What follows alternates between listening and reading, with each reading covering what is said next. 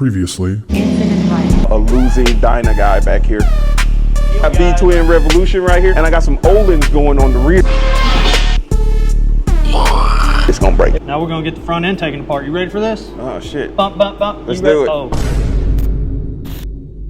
So we're just gonna gonna start getting this front end taken apart. And once we get to a certain point, Curtis is gonna take over because he is scared to death about how to take apart his front end. Never done it. So today he gets to. That wheel off. Everything's got to come off. I mean, the caliper doesn't have to come off. Like we're gonna have to take the caliper off. So let's go through this. So for those of you at home that have never really seen a how-to video, now if you check out my channel, V-Twin Revolution, I've done several suspension installs, a lot of how-tos. I'm really trying to get a bunch of content out there, but for Curtis's channel, all your viewers out there. So what we're gonna do is, first of all, we're gonna take and we're gonna loosen up. We gotta get his fairing clamps off. We'll take the front caliper off, then we'll get the front wheel out, and then we'll get this off. Now going back together, it's gonna be a little bit of a different process where I leave the front fender off, put the front wheel in, and then we'll stop and I'll show you that, because that's kind of a key piece to keep your sanity, or if any of you have OCD. We will loosen the fork clamps, get the forks out, and then I will tell you a little trick. There's a couple of little dimes that I'm saving for you guys. So we'll get all of this apart, and then we'll talk about a few things as we go. We're gonna use the Ugga Dugga machine and zip this stuff off. And then just take, and then actually, if you'll go over there and grab that little dirty ass looking bag. Yep. Some of y'all might have a Crown Royal bag. That works too. Just take and cover your caliper up. That way it's not banging off of stuff and you're protecting all your finishes. Just a swinging. I hate these. Did I grab a 4? I bet I grabbed a 4mm. No, I grabbed a 5. Somebody's been in there wallering them out. What's that? I don't know. You? Like making them stripped a little? They're Allen heads. I hate Allen heads. Remember I loosened those when I was trying to get my Oh yeah, that's right. So do I need to order so bad? You could, I mean, if you really wanted to, you could. You think they'll strip? Or just no, they're not. For when I get tires put on? I would. It's not wanting to come out, is it? No, you're fine.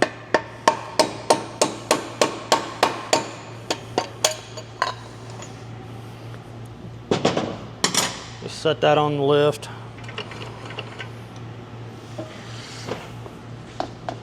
It ain't going nowhere. All right, let's zip I'll get this fender off and then you can take these forks out. Okay.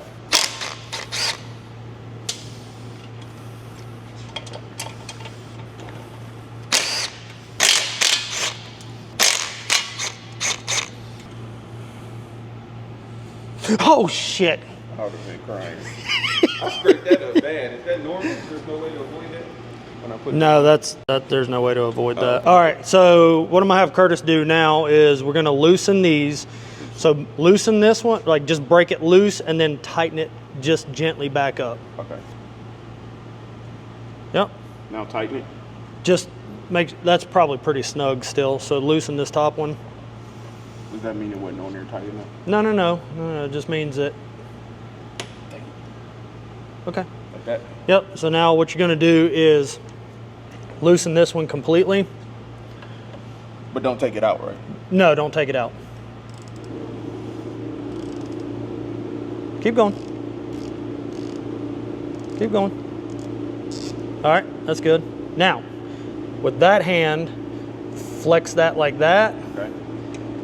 And grab it here at the head like this, and then roll it off. Roll it off, but you're gonna need to have your hand on this as well. It's still pretty tight here. I ain't loosened it enough. No, which is good. Okay, now you can do it. So now hold it at the flex head, okay, and then loosen that up, and then that's going to want to slide out. See? Okay.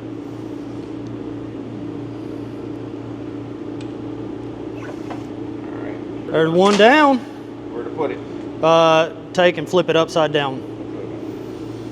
Just like that. And then just set it up against that over there. Like this? Yep, just like so. There's a reason why I have you do that, and I will tell you that here in a minute.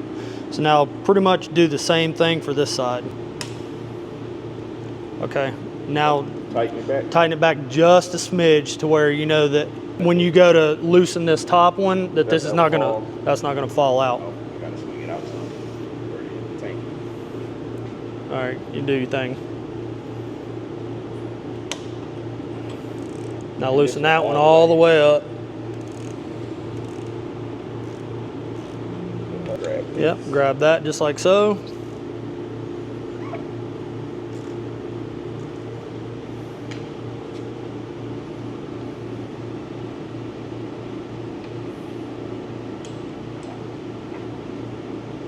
You have officially disassembled your front end, sir. You disassembled the wheel, I did this. Cool. So let me get some other tools together, and then we will continue this. All right, so what I'm about to show you guys is I had Curtis flip these upside down. Now what we're gonna do, and the reason I do that is because I'm trying to get all the fluid that it normally sits in the fork tube down here, I'm gonna get it to transfer to here. Now also what I'm gonna do is while it's upside down, I compress that to pull any fluid back down into the bottom tube. Once I get the leg off, and this goes for any time you're doing chrome front ends, black front ends, or if you just need to replace this, if you have this flipped upside down, you can pull this leg off and not lose any fluid, and then you just slide your new leg back on, put your new seal in, flip it upside down like this, beat the seal in, put your clip in, and if you've got the decorative cover, put your decorative cover back on, and then you can rock and roll, and you never have to worry about taking this off because this is under extreme pressure, and this spacer in here is actually like razor sharp. So you will cut yourself. I have laced my finger open to the point where I needed stitches, but some rags and some electrical tape, that was good. So flip it upside down, do a couple of springs, and it'll get really, really springy. And yes, I know, it looks really bad. No, I was talking about, you just said razor sharp and cut fingers, and then I heard you say, I'm gonna do this. Yeah, no, yeah, you are gonna do this, but there's a trick to it. So you see how springy that got? Like this is, so there's no fluid being transferred. All of it's out. So now we're gonna put it in our vise.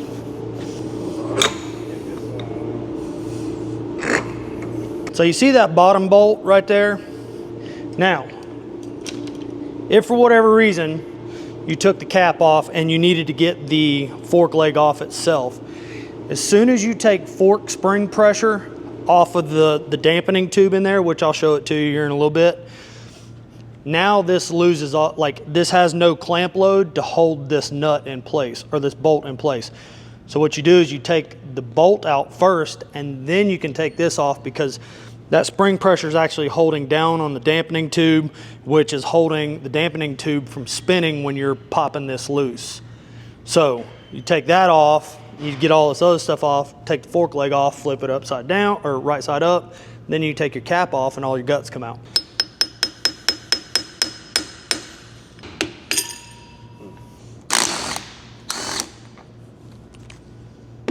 And what size is that? It's a 12 millimeter. And we'll reuse this because that is not in bad shape. See, now that I took that bottom bolt out, see how that can now come off, but you have a retaining clip.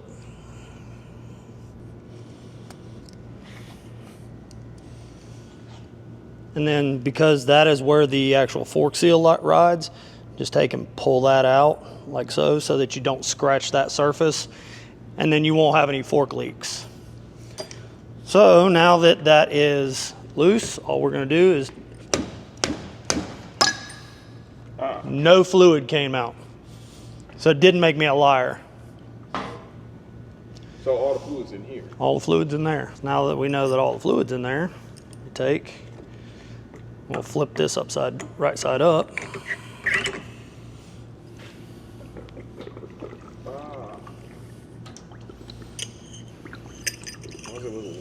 Well, it's definitely not good fluid. How often should the fluid be changed? Harley's changed it a couple of times. Used to be every 40,000 miles. Now it's every 60,000. So it's still under pressure? Yeah, it's like a grown man's Jack in the Box. I thought it was, once you loosened all that, I thought that reduced the pressure up there. Oh no. Now the key to this is why I have a rag. So I'm gonna put my tool on there, and then I'm just gonna cover that.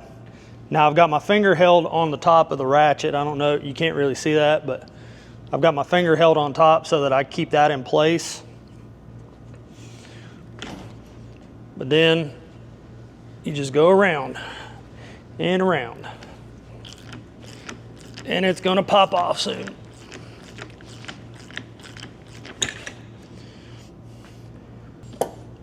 So that helps prevent it from cutting you? That helps prevent from cutting your ass. Cause that's metal. Yeah, and that is sharp. Oh, it's not I plastic. feel that. No, feel that. Yeah, that's guaranteed to slice a finger off. Yeah, I told you. Oh, right. So they're not, but the ones we're putting in are plastic. So they're safer. Correct. Well, and they're under less, and it's under less pressure. Oh. Because the spring rate is a lot different. So now what I'm gonna do, and well, you can probably cut it after this, but I'm gonna take and I'm gonna get this clean. Cleanliness is next to godliness, and you don't want any foreign debris or dirt or anything like that when you put your new seals on. So we're gonna get this all cleaned up so that whenever we put new fluid in there, this organ works like a charm.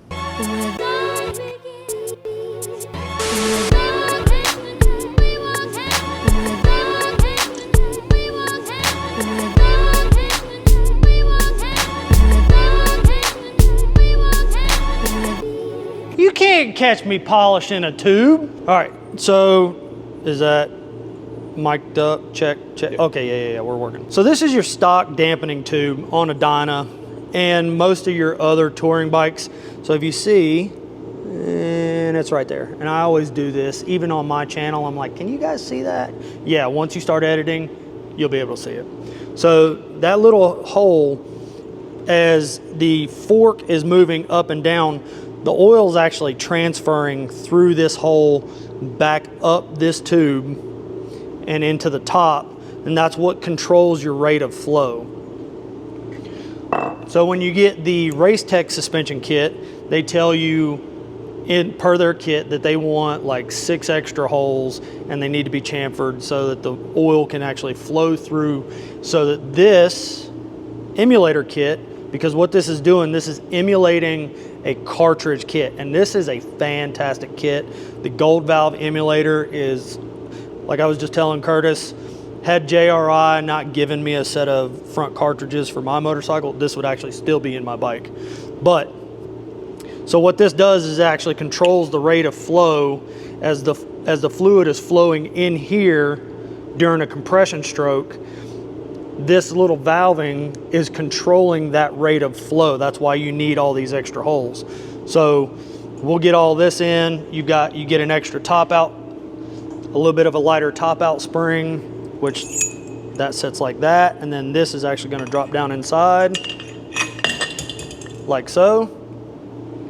And then what I have to do now is, so initially when I purchased this, this was set up for me.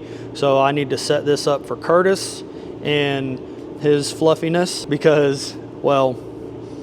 Because I'm fluffy. I mean, it is what it is. So we will get this all squared away and get this dampening valve adjusted per the specs when he called Racetech. And guys, you can actually call Racetech, tell them what you ride, what you weigh, and they will actually suggest a particular spring rate for you and how many turns to go on this emulator kit. And then that sits just like so, and that is what controls your rate. Now you have This is a 1.1 kilogram per second, I believe, if I remember correctly. So this will be perfect for Curtis, because at one point I was fluffy like Curtis. And so this kit will just change his life forever. And then I need to put a mark on this so that I know how many turns I've went. If your ass starts losing weight, you think about how I felt. My skinny ass on there with this setup super stiff. Now, I will say, whenever like you're going over a road, when you lose a bunch of weight and it's set up super stiff, you feel every bump. You preload that thing into a corner, man, and it just sucked it right up like it was nobody's business. 2, 3. So see how that works. Now, that's gonna go down inside the tube. Hopefully. Boom. Got that on the first shot. And that goes down in there. Goes on top. That goes there. That goes there. So something else, like these cups that go on the bottom of the dampening tube, they will fall off. So something to help you, get you some grease and just wipe on the inside of that cup.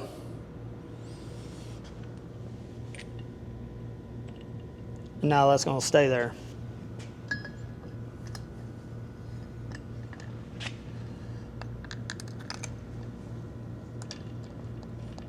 And just get your Ugga Dugga machine out.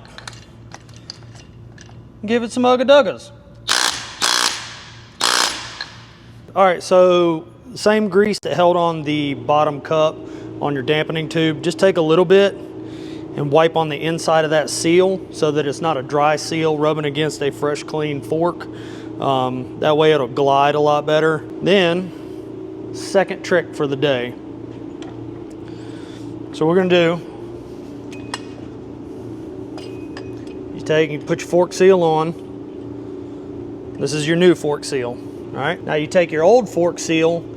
Now it would normally go with this flat part facing up. So what we're gonna do is we're gonna take and flip it upside down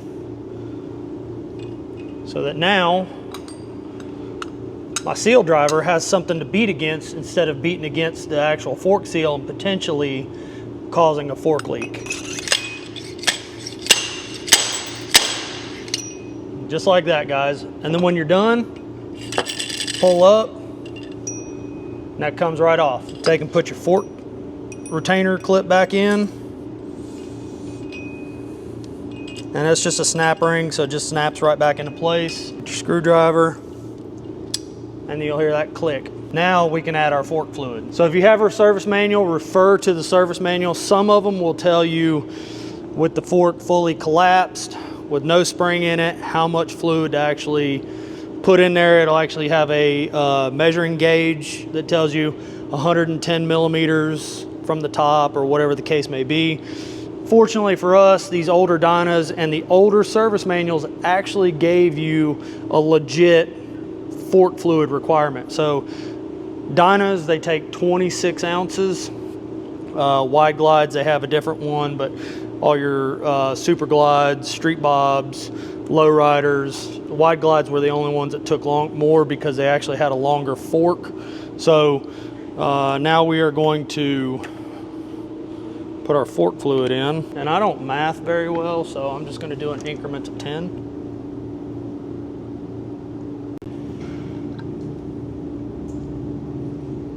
I'll take and pump that up and down a couple of times.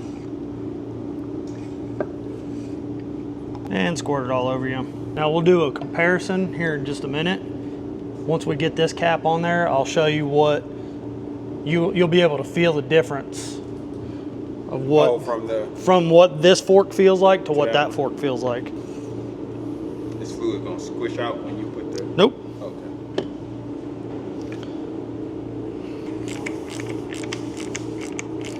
And now we'll just give it a couple of slaps.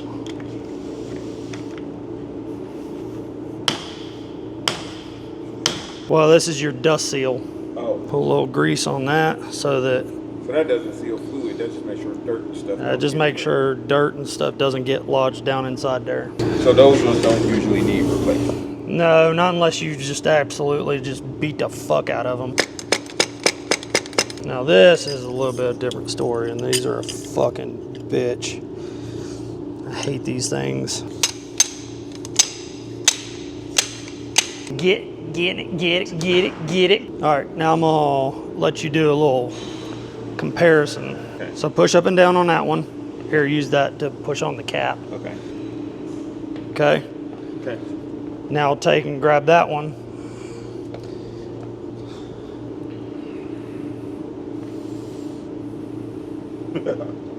This feels all spongy. See? Yeah, that one feels real spongy. So that is a drastic change. Big difference. So that one feels like it's like bouncing back quicker. This one just feels like a squishy sponge. Mm-hmm. Is that is how it's supposed to be? That's exactly how it's supposed to be. Oh, okay. All right.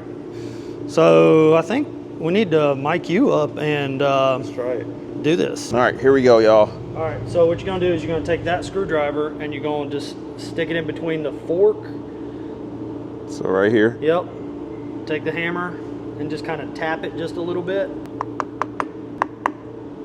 Do it all the way around? See how you started to get it to where it's coming down? Yeah. All right, now put it in there. Yep, just like so. Now, like, turn it like you're turning a screw. Okay. Now now go to a different spot and do the same thing. Okay. Slide that all the way down. There we go. So bottom trigger, right? Bottom trigger. Oh, do I hold this? Hold that. Okay. Okay. You're gonna look up underneath there. And there you go. Find the gap. See where that's split? Yeah. Okay, you're gonna take this screwdriver and you're gonna get where, so you see where it humps out? There we go. I gotta do it on the other side? And now start walking that. Okay. Just like that. Now spread these two apart and don't scratch that fork too. So you remember you saw me pull up on that? It was dirty. So remember, That mean dirt been getting in it? Well, just that's actual fork fluid. Oh. Keep doing that till the fork comes off. So jack it off. Jack it off. God. There we go. Like that. Where I sit this one? Just I turn it upside down like right here. Okay. Now you're gonna hold the fork and you're gonna loosen this up. Right there? Or more? Keep going. Oh, looks like mine was brown on both sides. The fork fluid won't make it slip, will it? No. Okay. So that actually pinching that. So now remember, put this on here like so. Yep. And then cover this. Cover this. Yeah, so I just take and, wrap your hand around it. Okay. Now switch your hand, your thumb, to where you're cupping that. You're holding that in place. Like that? Yep. And just loosen? Just start taking it off. How hard is it gonna shoot up? We'll find out here in just a minute.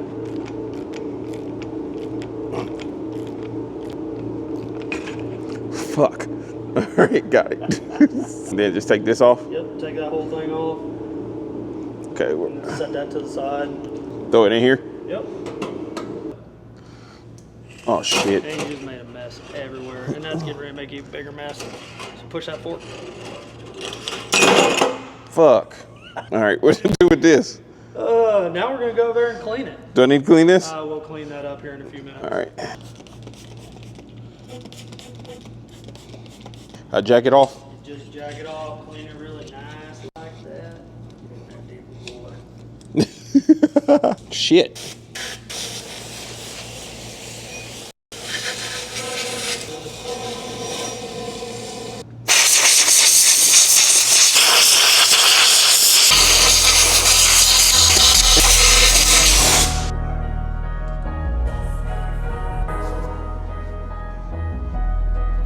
Come on, man. Curtis? This will make a good video too, because it'll show that someone who has never done this can do it with the right training. If I'd have did this at the house, I'd have fucked myself all up. Oh, here, I'll get that while you do the emulator. And you're gonna test ride it, right? To know if it feel good? All right, because I won't know. I'm used to riding no shitty suspension forever. I'm gonna tell you what, so I would think it's the you'll best thing ever. You'll fucking know. So that goes there, and then you drop that in, Okay. and then this is all set, so then you can drop that in. Like right here, just let it go. Yep, let it go.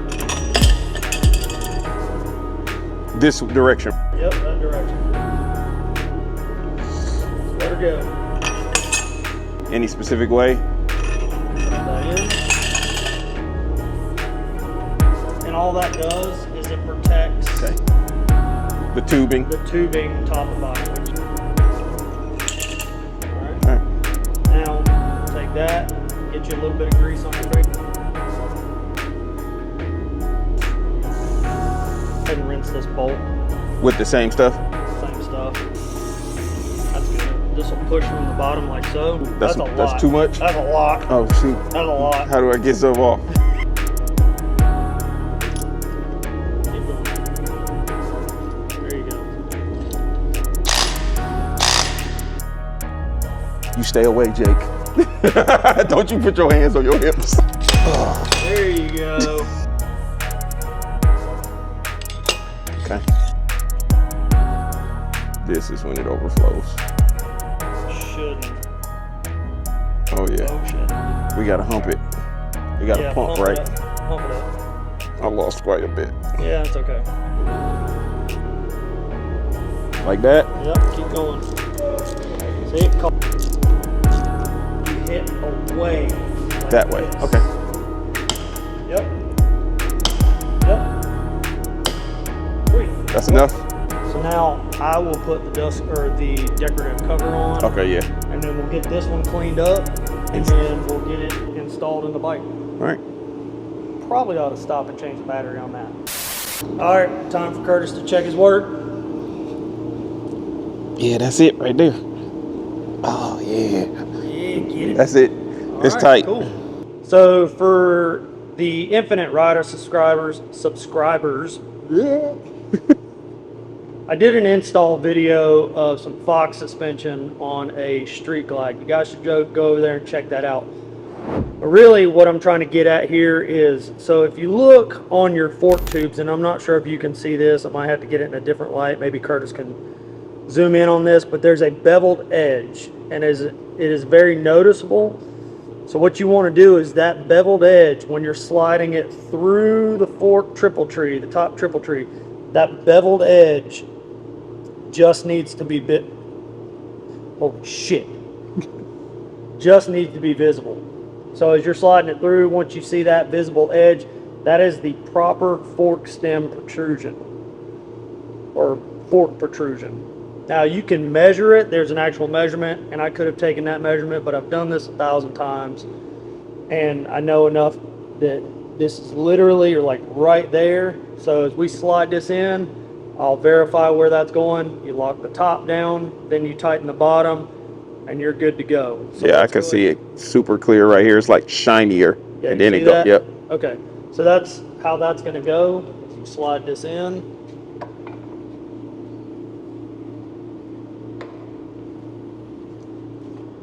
Where is my tool?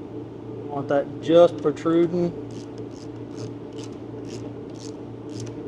Snug the top. Snug the bottom. Now we'll get the other side in there, and that'll even the forks out because it'll want to fall from one side to the other.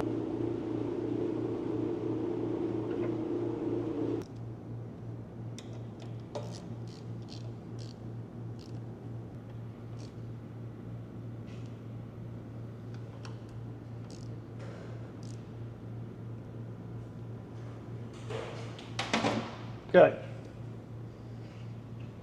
Now, if your forks, you don't have to necessarily stick those in like to where, you know, they're like this, because these will Rotate. rotate. So you just get those like that. We're going to get the front wheel stuck in there.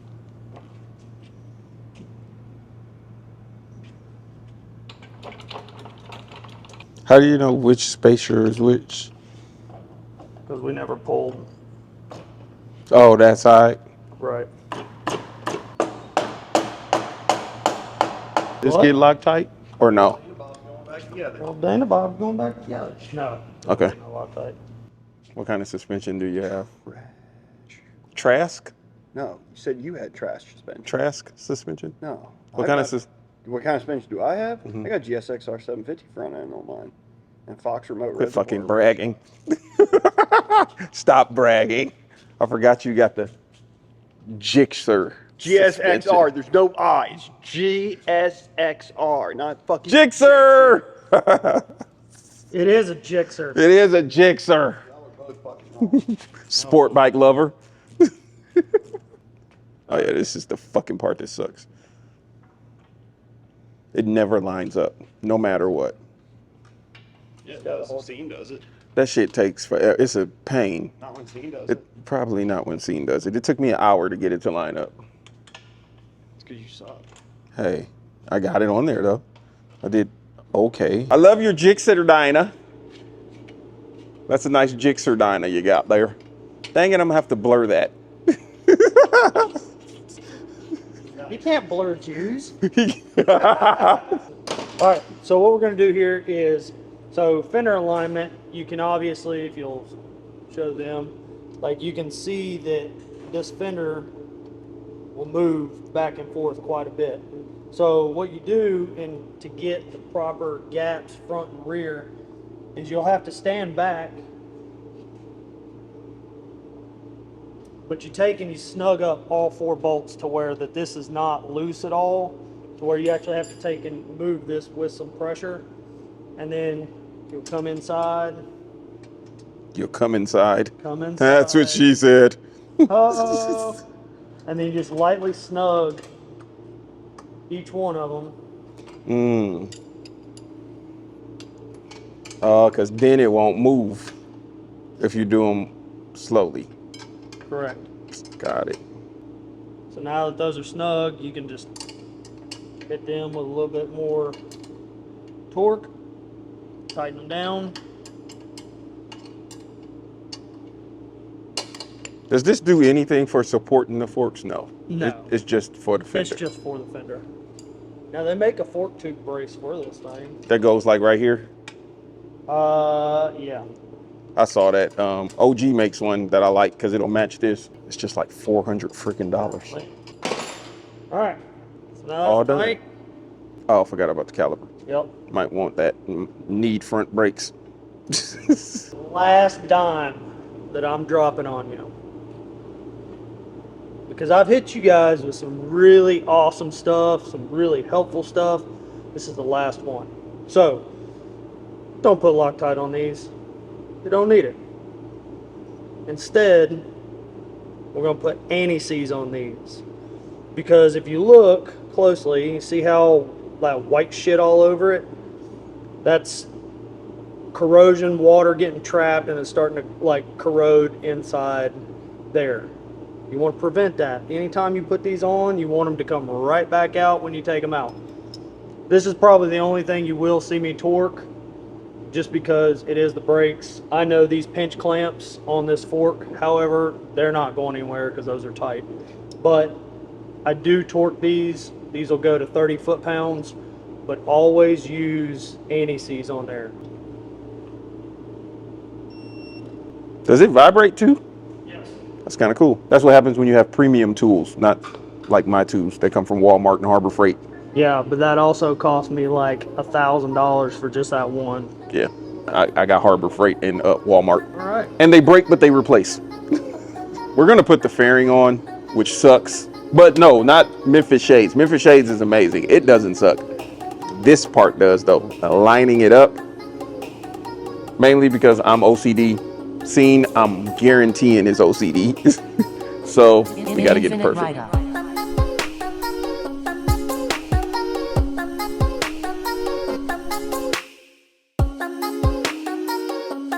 That feels real different. All right.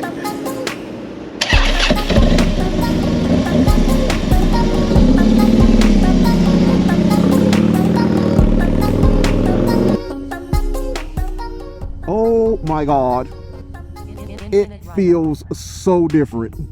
Already, just going over those few bumps, because I know how those bumps typically feel.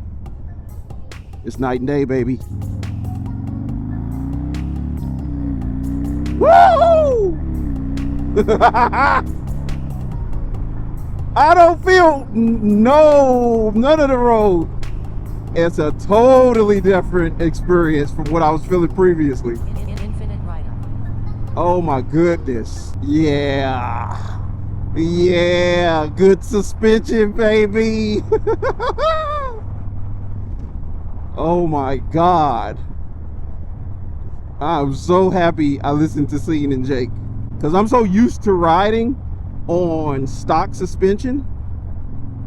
I rarely upgrade my suspension. I mean, I upgrade the rear, but I've never done the front.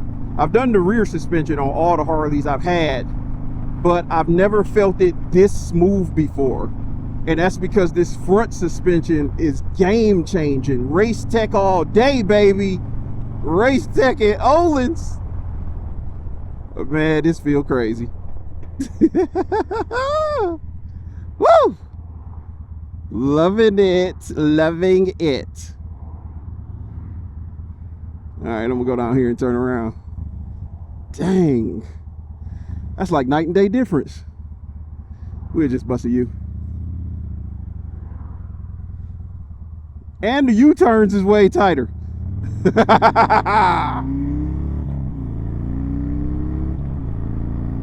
Oh my goodness. What? She feel like a new bike. She feel like a new bike. Wow, though. That's crazy. I'm hitting bumps on purpose right now. Oh yeah. So if y'all are ever considering doing a suspension upgrade, do it. Do it. I am pumped. This will literally make me ride the motorcycle so much more because it's just so smooth. So I guess, yeah, I get to tell Jake he was right.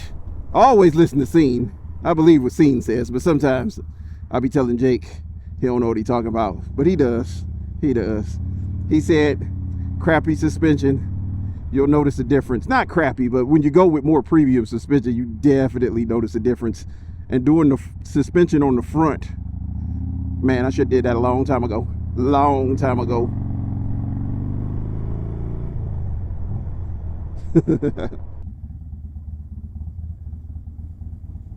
Woo! That's night and day. No, I mean, like, you said it was a noticeable. That's a huge difference. I didn't feel no bumps. I was hitting bumps on purpose. Like, you couldn't even feel them.